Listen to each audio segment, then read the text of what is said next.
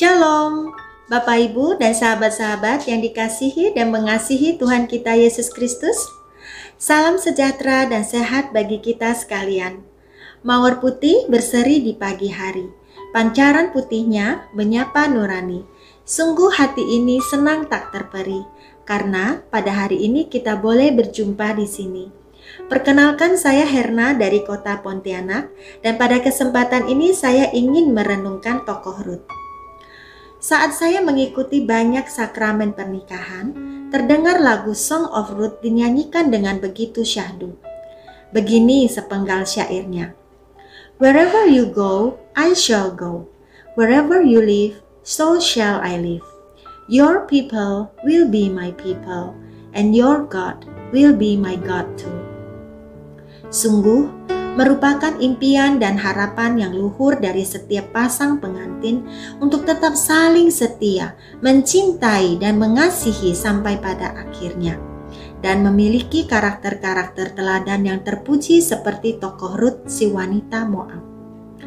Di dalam kitab Rut dikisahkan ada saatnya di Israel terjadi bencana kelaparan. Sehingga seorang wanita Israel bernama Naomi pindah ke negeri Moab bersama suaminya Elimelek dan kedua putranya yaitu Mahlon dan Kilion. Setelah Elimelek wafat, kedua putra Naomi tersebut menikahi Orpa dan Rut. Namun setelah menikah 10 tahun kemudian, meninggallah Mahlon dan Kilion tanpa meninggalkan keturunan. Dengan demikian, Naomi kehilangan suaminya dan kedua putranya, sehingga dia memutuskan untuk pulang kembali ke Bethlehem daerah asalnya. Naomi pun meminta Orpa dan Rut untuk meninggalkan dirinya. Namun, Rut memilih untuk tetap tinggal mengikuti mertuanya kembali ke Bethlehem. Siang dan malam Rut bekerja dengan tekun dan rajin, memungut bulir-bulir jelai gandum di ladang milik Boas tanpa disuruh mertuanya. Satu-satunya keinginan Rut dalam hidupnya adalah menjadi berguna dan melayani mertuanya Naomi. Sungguh, Rut pantas disebut sebagai istri teladan karena dia memiliki 3 karakter utama, yaitu hati yang setia, mau bekerja keras, dan hati yang mau bersyukur dan berterima kasih. Karakter hati yang setia digambarkan di dalam Amsal 19 ayat 22a yang berbunyi, sifat yang diinginkan pada seseorang ialah kesetiaannya. Ketika suaminya meninggal, apalagi tanpa memberikan keturunan, sesungguhnya Rut berhak untuk meninggalkan mertuanya. Namun justru Rut memilih untuk tetap bersama dengan mertuanya itu. Ya, dia sungguh setia, mendampingi dan melayani mertuanya. Sungguh, nilai seorang wanita ditentukan dari kesetiaannya.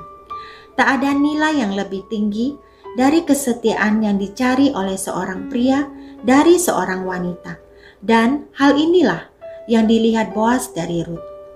Ketika Tuhan Yesus berbicara tentang hamba-hambanya yang setia, yang dia maksud adalah dia sedang menanti-nantikan orang yang mau percaya dan mengikuti dia, taat dalam menjalankan amanatnya dan dapat dipercaya. Tuhan menginginkan kita untuk terus beriman dan setia kepadanya. Di dalam Roma 12 ayat 12 diajarkan, kesetiaan adalah komitmen, ketekunan kita terhadap suatu tanggung jawab yang tetap.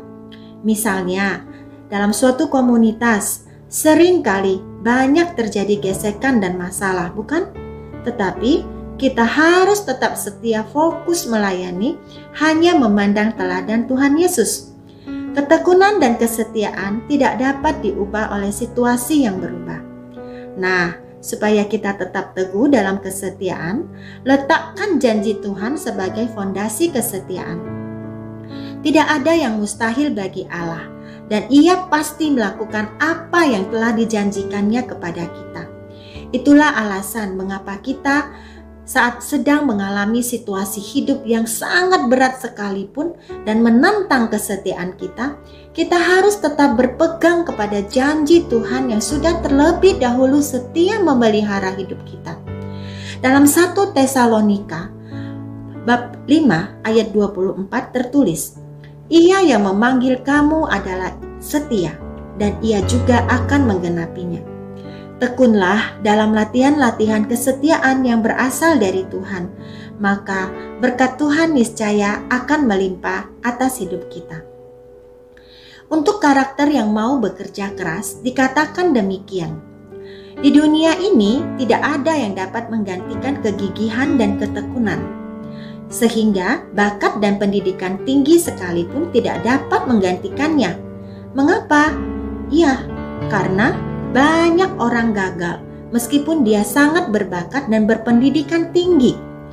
Kita sering memilih untuk tidak bekerja daripada mengerjakan pekerjaan rendah yang menurut kita tidak cocok, meskipun pekerjaan itu baik dan halal. Kita mendambakan pekerjaan yang wah, tapi tidak mau mulai mengerjakan dengan rajin pekerjaan yang kecil-kecil. Di dalam 2 Tesalonika 3 ayat 7-8 digambarkan bagaimana Paulus menjadi teladan kita dalam hal bekerja keras. Paulus tidak menggunakan, memanfaatkan apa yang dimiliki ataupun kebaikan orang lain dengan cuma-cuma. Ia mengingatkan kita untuk tetap bekerja keras. Kita sebagai orang Kristen seharusnya menjadi berkat dan bukannya beban bagi orang lain. Jadi apapun yang dapat kita kerjakan saat ini, kerjakanlah dengan tekun dan rajin. Karena bisa jadi Tuhan sedang mempersiapkan dan melatih kita untuk naik ke jenjang yang lebih tinggi dan mencapai suatu keberhasilan yang besar kelak hari. Karakter hati yang mau bersyukur dan berterima kasih digambarkan saat Boas mengamati Rut, mendekatinya, dan menunjukkan belas kasihan dan kebaikan kepadanya. Dan kebaikan Boas ini disambung oleh Rut dengan sikap yang penuh rasa syukur dan terima kasih. Tuhan memberkati rumah tangga Rut dan Boas dan mengaruniakan seorang putra bernama Obed yang akan menjadi kakek Daud dan pada akhirnya nanti akan merupakan bagian dari garis keturunan Yesus Kristus. Dalam Lukas ayat 17 dikisahkan, ada 10 orang kusta bertemu dengan Yesus dan meminta kesembuhan. Ke-10 orang kusta itu pun menaati perintah Yesus agar mereka pergi memperlihatkan diri kepada imam-imam. Mereka pun pergi dan terjadilah kesembuhan. Namun hanya 1 orang saja yang kembali untuk menyatakan rasa syukurnya kepada Yesus dan tentu saja hal ini membuat Yesus heran. Lalu dia berkata, "Bukankah ke-10 orang tadi semuanya telah menjadi tahir? Di manakah yang 9 orang itu? Tidak adakah di antara mereka yang kembali untuk memuliakan Allah selain daripada orang asing ini?"